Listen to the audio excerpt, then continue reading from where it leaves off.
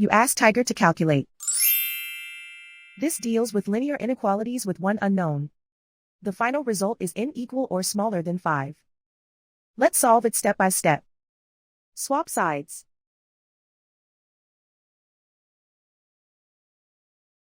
Isolate the n. Divide both sides by 3.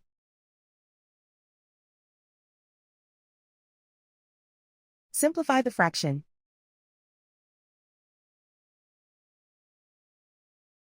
Find the greatest common factor of the numerator and denominator.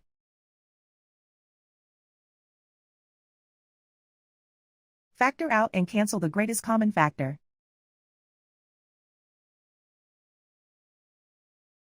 Plot the solution on a coordinate grid. And so the final result is n equal or smaller than 5.